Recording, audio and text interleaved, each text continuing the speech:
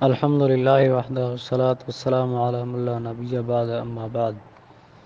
مضاف کے قواعد میں سے آج ہم دو قاعدے پڑھیں گے، وہ ایک قاعدہ مدن اور قاعدہ مددن۔ قاعدہ مدن اس طرح جب دو ہم جنس یا ہم مخرج حرفوں میں سے پہلا حرف ساکن ہو وہ مدہ نہ ہو تو پہلے کو دوسرے میں وجوباً ادغام کر دیتے ہیں۔ کلمہ خواہ ایک ہو جس مدن اصل میں مددن تھا، عبدتن اصل میں عبادتن تھا، یہاں دو الگ الگ کلمے ہوں جیسے عصاؤ وکانو اصل میں عصاؤ وکانو تھا۔ قاعدہ مددنا اس طرح ہے کہ جب دو ہم جنس حرف ایک کلمے میں جمع ہو، ان میں سے پہلا متحرک دوسرا ساکن ہو، اگر سکون لازمی ہو تو ادغام نہیں کریں گے جیسے مددنا، اگر سکون عارضی یعنی جزمی یا وقفی ہو تو ادغام اور فک ادغام دونوں جائز ہے۔ ادغام کی صورت میں دوسرے حرف کو فتح دیں گے اس لیے کہ وہ اخف الحرکات ہے۔ کسرہ بھی فتح بھی دے سکتے ہیں، دوسرا کسرہ بھی دے سکتے ہیں کیونکہ الساکن اذا حرک بالکسرہ، اور ضمہ بھی دینا جائز ہے بشرط کہ ما قبل میں ضمہ ہو تاکہ ما قبل سے موافقت قائم رہے، جیسے لم یمد، لم یمدی، لم یمدو، لم یمدد، تینوں طرح ان کو پڑھا جاتا ہے، ادغام اور بغیر ادغام، فک ادغام۔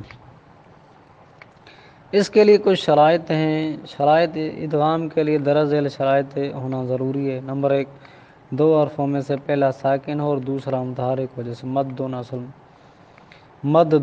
اصل میں جیسے مدن کے اصل میں مددن تھا۔ نمبر دو، دو حرفوں میں سے پہلا متحرک اور دوسرا ساکن نہ ہو جیسے جس کا سکون لازمی ہو، جیسے مددتم۔ نمبر تین، اعلال کا قاعدہ نہ پایا جائے جیسے ارعبا اصل میں ارعابا تھا۔ نمبر چار، اسم ایسا متحرک العین نہ ہو جس میں ادغام کرنے سے التباس لازم آئے، جیسے سبابن کی وجہ سے سبن، سبن۔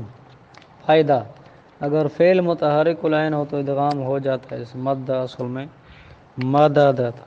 نمبر پانچ، دو ہمجنس حرفوں میں سے پہلا حرف حمزہ یا الف سے بدلا ہوا نہ ہو، استوا اصل میں توا تھا، قوبلا اصل میں قابلا تھا۔ دو ہمجنس حرفوں میں سے پہلا حرف مشدد نہ ہو جیسے حبب۔